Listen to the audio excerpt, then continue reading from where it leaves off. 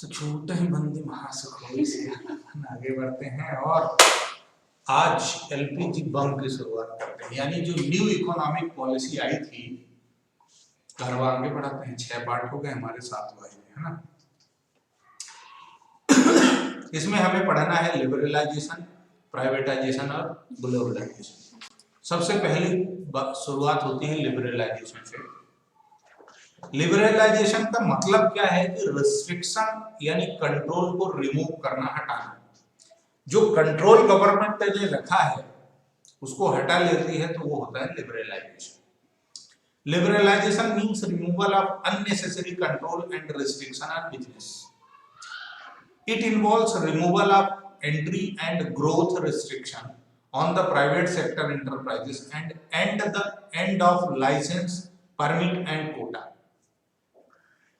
पहले गवर्नमेंट ने क्या कर रखा था, रिस्ट्रिक्शन लगा के रखे थे कि कोई भी बिजनेस करना है तो लाइसेंस लेना पड़ेगा, परमिशन लेनी पड़ेगी और कुछ कोटा था। कोटा का मतलब है कि फिक्स था, इतनी ही इंडस्ट्रीज इस फील्ड में हो सकती हैं, इससे ज्यादा लोग ये वाली इंडस्ट्री नहीं डाल सकते।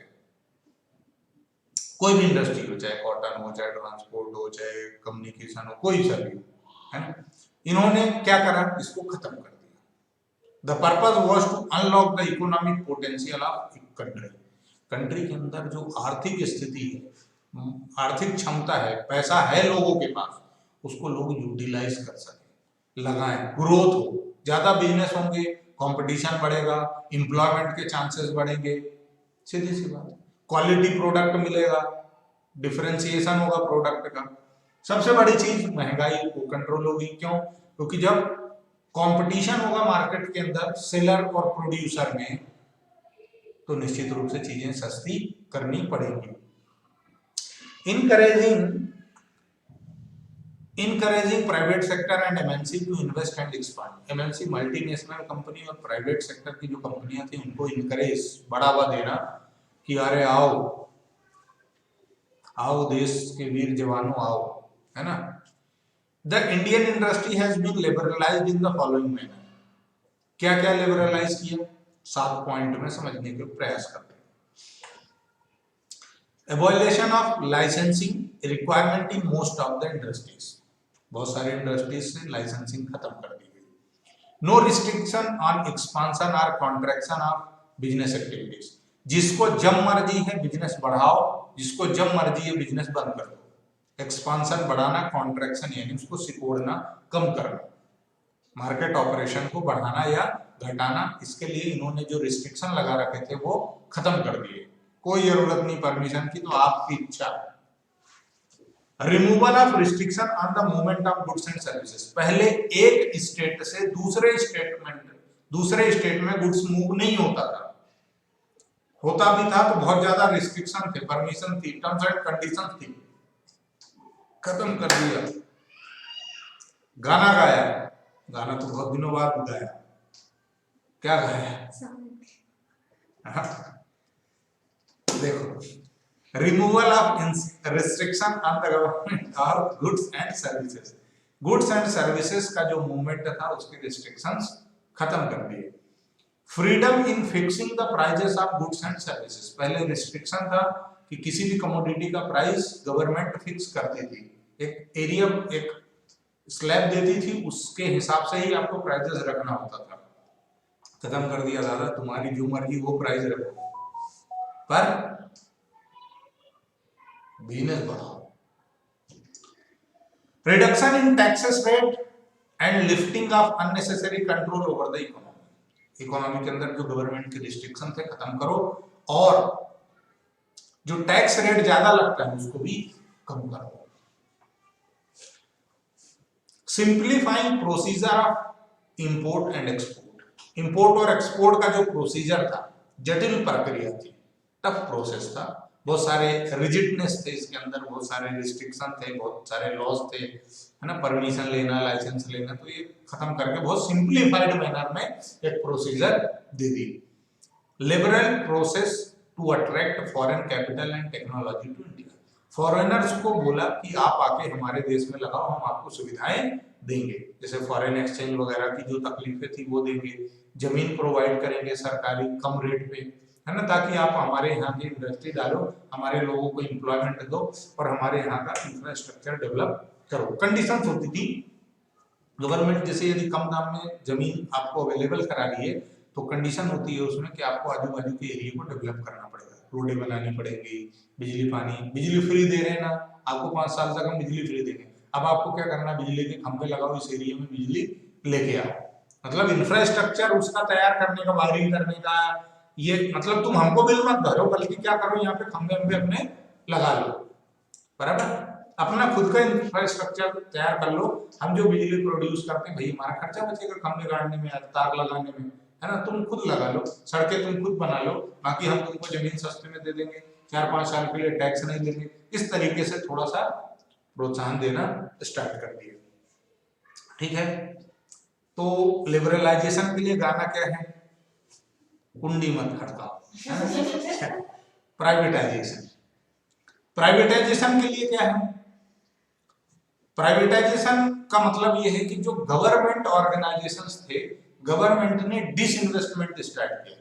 जो पहले रिस्ट्रिक्शन था कि इंडस्ट्री जो डलेगी वो क्या होगी, गवर्नमेंट की होगी, वहां पर जो पैसा लगेगा दुकान खोलने के लिए, मकान खोलने के लिए, इंडस्ट्री डालने के लिए, वो किसका लगेगा, सरकार लगाएगी। लेकिन बाद में इन्होंने कहा नहीं, अब ऐसा नहीं है, यदि किसी के पास पैसे हैं और वो कोई दुकान खोलना चाहता है तो खोल ले। अच्छा, यदि उसके पास पैसे ज्यादा हैं और वो गवर्नमेंट ऑर्गेनाइजेशंस को, सरकारी संस्थाओं पर पैसे लगाना चाहता है, तो सरकार इन सरकारी संस्थाओं का जो हिस्सेदारी है, शेयर है, वो बेचना चाहती है। जैसे मान लो 2 लाख रुपए लगा करके कोई हॉस्पिटल गवर्नमेंट ने बना रखा है, तो गवर्नमेंट ने ये कहना शुरू करा कि ये हॉस्पिटल में अपन 50-50 कर लेते हैं, 50% पैसा जनता का लग गया और 50% हमारा लग गया, ये था प्राइवेटाइजेशन।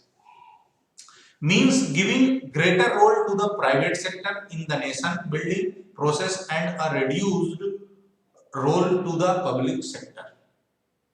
क्या बोला इन्होंने कि भैया जो प्राइवेट सेक्टर का रोल है ना वो बढ़ा दो, क्योंकि जब ज्यादा लोग इंडस्ट्री डालेंगे, कंपटीशन होगा मार्केट के अंदर, तो अल्टीमेट बेनिफिट क्या होगा, पब्लिक का होगा। और उसके बाद भाई इतनी जब जनता है तो उसके लिए हर चीज ज्यादा होना चाहिए, और सिर्फ अच्छा एक चीज और है, गवर्नमेंट ऑर्गेनाइजेशंस का ध्यान पब्लिक नहीं रखती थी, या उसका उस तरीके से इस्तेमाल नहीं होता था।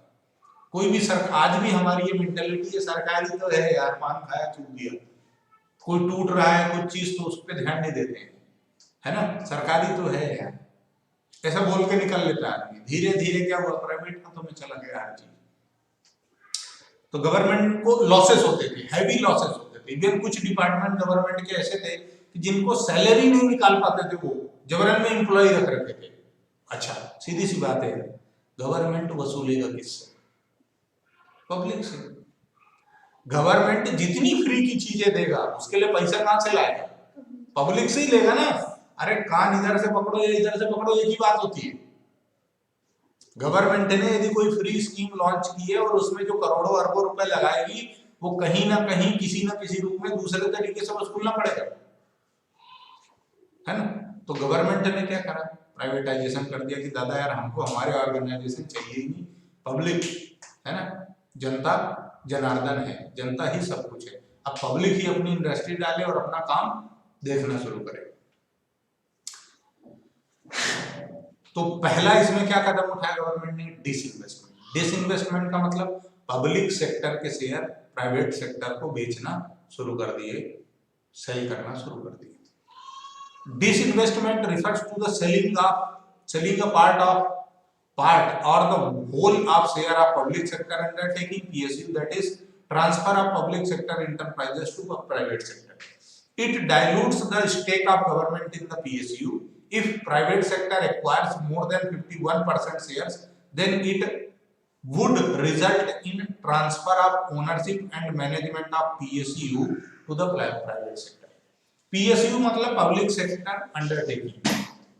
पब्लिक सेक्टर अंडरटेकिंग मतलब एक ऐसी संस्था जिसमें मैक्सिमम शेयर जो है, यानी पैसा जो है वो गवर्नमेंट का लगा है, लेकिन किसी ने 40% शेयर उसके खरीद लिए तो पीएसयू ही रहेगा, बट किसी ने 51% या इससे ज्यादा खरीद लिए तो वो पीएसयू क्या कहलाएगा, प्राइवेट सेक्टर में कन्वर्ट हो जाएगा। यानी जिसमें गवर्नमेंट की हिस्सेदारी तो होगी लेकिन उसका मैनेजमेंट और ओनरशिप किसका हो जाएगा, प्राइवेट सेक्टर। ठीक है। उसके बाद setting up board of industrial and financial reconstruction, BIFR को इन्होंने सेटअप किया और यहां पर इन्होंने क्या बोला कि यार तुम एक काम कर लो, जो सरकारी संस्थाएं हैं उनके शेयर्स बेचने का कोशिश करो और क्या करो, बिजनेस भारत देश में किस तरीके से गवर्न होगा इसको कंट्रोल करने का कोशिश करो। ठीक, ये क्या था, प्राइवेटाइजेशन। फिर आया ग्लोबलाइजेशन। ग्लोबलाइजेशन का क्या मतलब, ग्लोबलाइजेशन का सर सिंपल सा मतलब ये है कि हम अब वर्ल्ड वाइड ट्रेड करने के लिए कैपेबल है। वर्ल्ड वाइड ट्रेड मतलब सर, वर्ल्ड वाइड ट्रेड का मतलब है दुनिया के किसी भी देश से हम अपना व्यापार बिजनेस कर सकते हैं, खरीद और बेच सकते हैं। ग्लोबलाइजेशन मींस इंटीग्रेशन का मतलब होता है जोड़ना। The various economies of the world leading towards the emergence of the cohesive और वेल इंटीग्रेटेड ग्लोबल इकोनॉमी। समझ गए इसका क्या कहना है कि इंटीग्रेट करो दुनिया की इकोनॉमी को, आप अपने से जोड़ लो। यानी जो रिस्ट्रिक्शन थे कि आप फॉरेन कंट्री को खरीद या बेच नहीं सकते थे उसको खत्म करो और दुनिया पूरी की पूरी क्या एक जैसी हो गई। अब आप कहीं भी जाओ, खरीदो बेचो बिजनेस करो, जो करना है वो करो। ठीक, it involves integrating the national economy with the world economy through removal of barriers on international trade and capital movement. International जो ट्रेड बैरियर्स था उसको खत्म करना और उसके बाद कैपिटल का मूवमेंट। कैपिटल मूवमेंट देखो, एक कैपिटल मूवमेंट के लिए बहुत बड़ी समस्या फॉरेन एक्सचेंज। फॉरेन एक्सचेंज तुमको शायद लास्ट लेक्चर में एक्सप्लेन किया मैंने कि हर कंट्री की अपनी खुद की करेंसी होती है और वही प्रिवेल करती है, दूसरे कंट्री की करेंसी वहां पर नहीं चलती है ना, तो हमको कन्वर्ट करना पड़ता है। ये जो समस्या थी उसको भी धीरे धीरे गवर्नमेंट ने खत्म किया। Till 1991 the Indian government strictly regulate import through licensing of import, tariff restriction and quantity restriction। क्या करते थे ये 1991 तक, लाइसेंस होगा तो आप इंपोर्ट कर सकते हो, लाइसेंस होगा तो एक्सपोर्ट कर सकते हो, टैक्स रेट इतना लगेगा, उसके बाद क्वांटिटी का रिस्ट्रिक्शन था, फिक्स था 50 क्वांटिटी 100 क्वांटिटी इतनी ही खरीद सकते हो, इससे ज्यादा नहीं खरीद सकते। मतलब एक एग्जांपल दिया 50 क्वांटिटी। जैसे आज यदि कोई पब्लिक, आप फॉरेन घूमने गए है ना, आप मान लो दुबई गए घूमने, घूमा, अब वहां पर क्या चीजें सस्ती मिलती हैं, आप चाहते हो यार कि मैं 8-10 आईफोन ले आऊं, जो आईफोन अपने इंडिया में 1,17,000 का मिलता है, दुबई में वो महज 80,000 में मिल जाता है। आपको यूं लगा यार 40,000 का फायदा है भारत में। इंडियन आदमी मतलब बहुत ही डेंजरस दिमाग होता है भारत वाले का, तो बोले यार 1,17 में बाहर मिल रहा है ना, वहां भारत में अपन यहाँ से 70-80 हजार में ले चलो, 1 लाख रुपए बेच देंगे है ना, 20-25 हजार वसूल हो जाएंगे, जो घूमा वो फ्री हो जाएगा, अपना 8-10 मोबाइल ले लो। लेकिन नहीं, यदि आप पब्लिक हो और एज ए टूरिस्ट फॉरेन गए हो तो आप पर रिस्ट्रिक्शन है, आप 1 या 2 क्वांटिटी ही खरीद के ला सकते हो। यदि आप टीवी खरीद के लाते हैं वहां की सोनी ब्राविया भारत देश में 1 लाख रुपए का मिलता है, यहाँ 60,000 में मिल रहा है, अपन यहाँ से ले चलो 5-6 टीवी हर रूम में लगा के देखेंगे, तो ऐसा नहीं है, उस पर रिस्ट्रिक्शन है, आप 1 या 2 ही टीवियां खरीद सकते हो। सर जितने 5 लोग जा रहे हैं वो अलग है। हाँ, वो बात अलग है। 5 लोग हो तो फिर 5 लोग अलग अलग, आपके बिल भी अलग अलग होना और सारी चीजें उनमें जो भी प्रोसेस है वो फिर आपको फॉलो करना। उसके बाद अल्कोहल सबसे इंपॉर्टेंट चीज है ना, सोमरस।